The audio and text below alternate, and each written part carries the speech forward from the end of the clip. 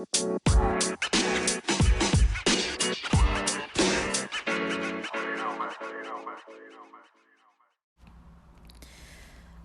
guys, welcome back to the pod, back to Theory and Theology. I'm just gonna outright say it. I will not be making any direct comments about any kind of military, anything about what's going on in the world. Everybody's got their side to things. That's all I've got to say. You know, one side always thinks they're right, the other side always thinks they're right, you know. And in the process, people die. So I wanted to talk about this documentary. It's old. It's called Promises. It's by this journalist named BZ. I believe he's not a religious Jew. He is Jewish though. And the movie is old. It's about these preteens that he interviews, or teens. I think maybe they were like early teens, but early enough that they weren't, you know, in the process of really making decisions about their career yet, or their, you know, family yet. They all lived at home. And there was it's trash day. There was the side of the, you know, the Israelis, and then the side of the Arabs that live in Palestine and some living in Israel. And it basically talks about their experiences with the other group. And so, another spoiler alert, you know, I'm gonna talk about it. I rewatched most of it recently, but I can only find a free version on YouTube now with Spanish subtitles. But I've seen it so many times, I kind of remember like the gist of like what the people were saying, and I know enough Spanish to kind of like get the major point across, just because I've seen it so many times and I know. So when they're I can read the Spanish. So all the Arabic and Hebrew is, I don't know if there's any Yiddish in there, but I think it's all Arabic and Hebrew, and it's all,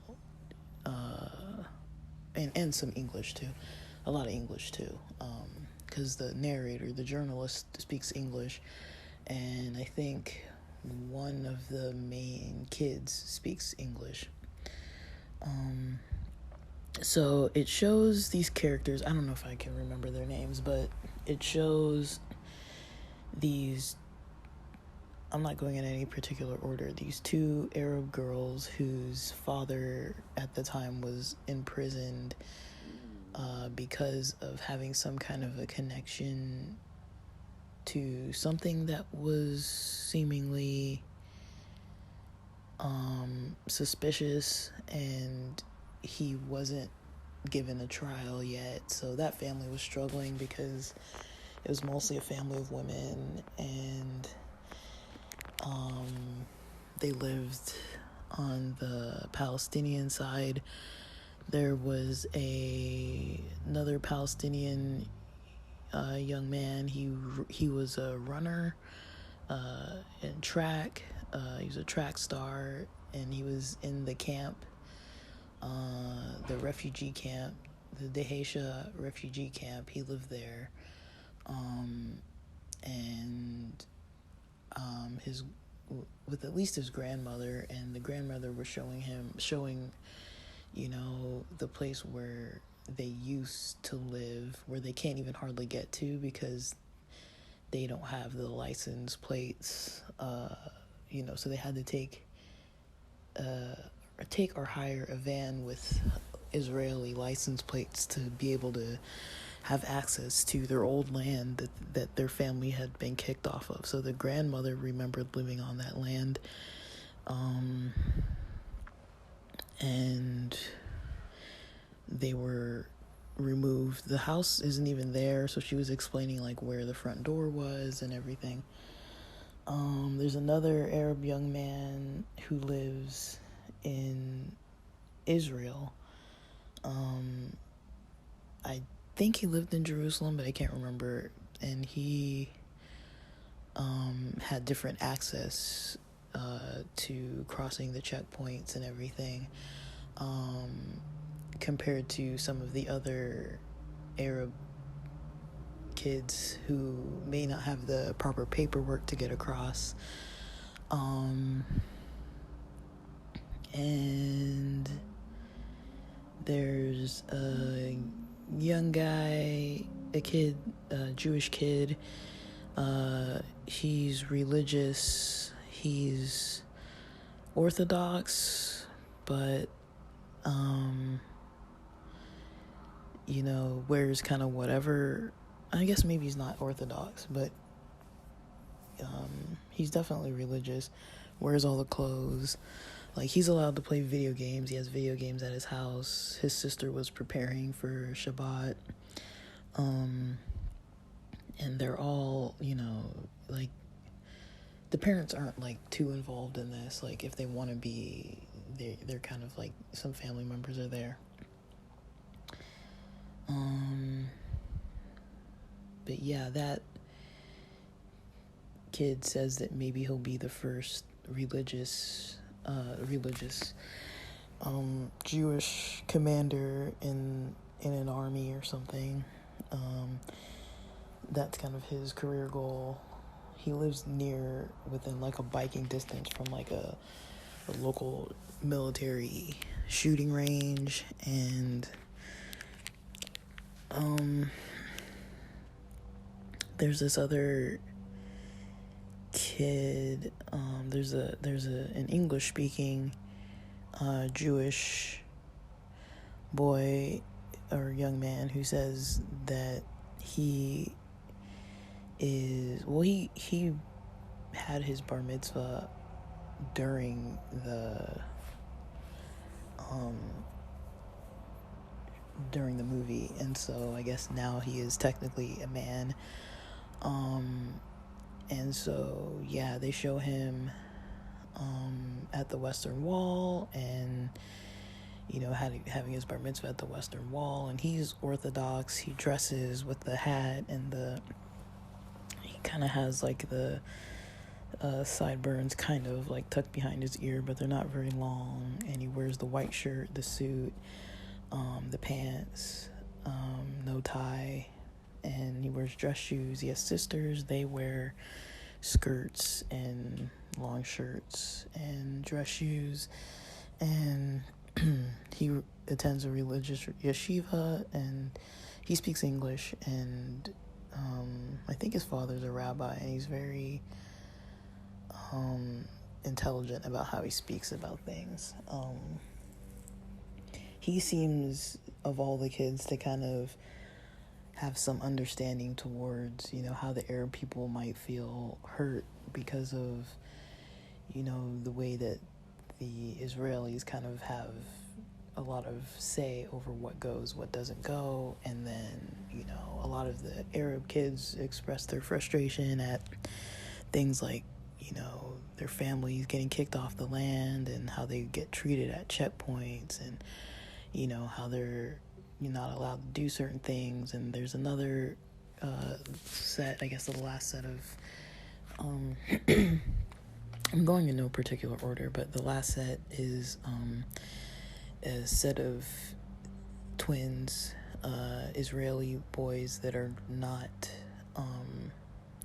religious. They play volleyball, and they were talking about one of the buses where they go to the bus stop to get to their games or practices, and that bus had a terrorist attack on it, and so they think about that when they're on the bus. And when they went to the Western Wall, they didn't really want to get too close because they felt a little uncomfortable around other Jews that were religious, and they were I don't know if they were Jewish, actually. They were Israeli.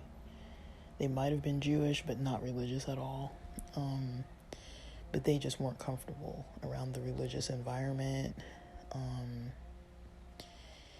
And they had a friend or family member who was in the hospital because of some kind of injury related to his military service, and he was explaining about the conflict between the internal conflict between having to have that kind of job and how it's mandatory. And there was kind of this conversation between should everyone have to serve in the military, because men and women of a certain age range in Israel do have compulsory military service duties, and those twins would have to join the military. The religious kids would not have to join, the religious Jews would not have to join the military.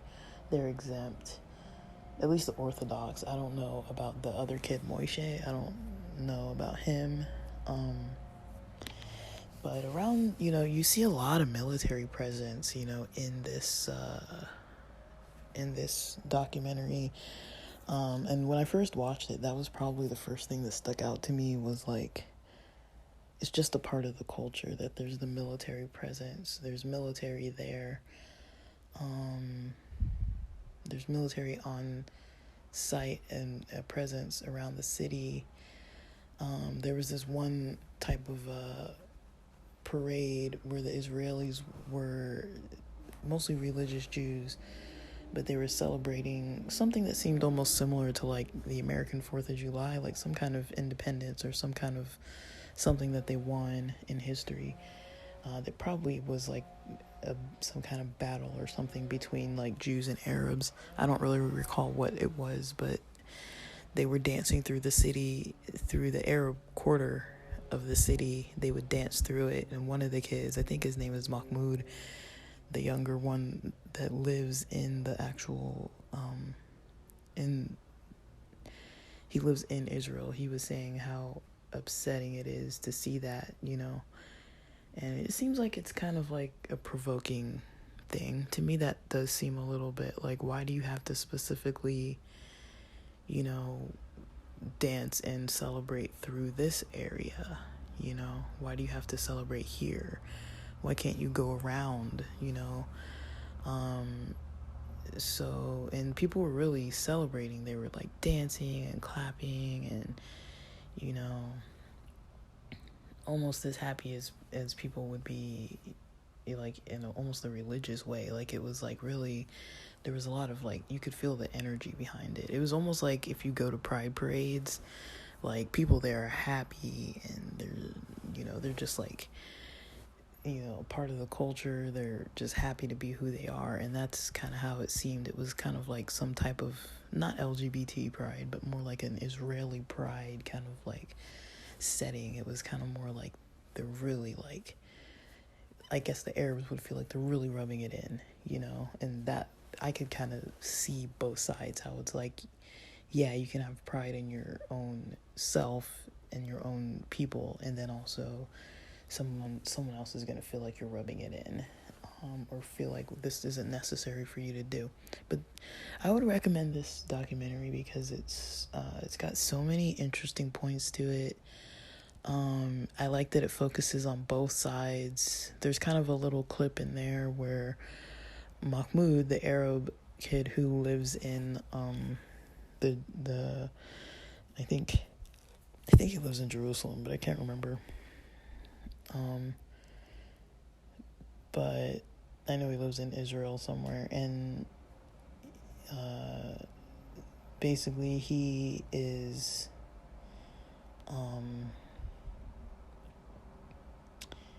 he's, what do you call it?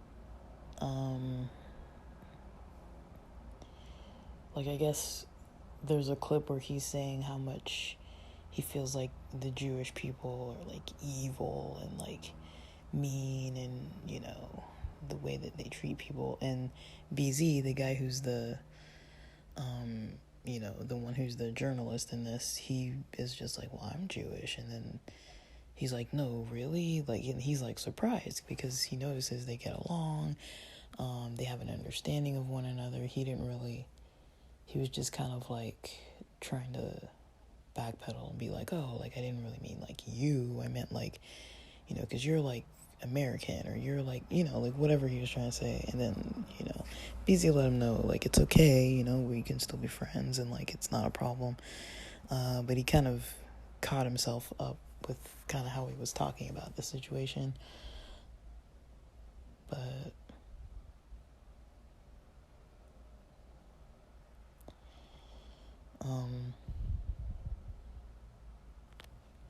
check it out, watch it, see what you think.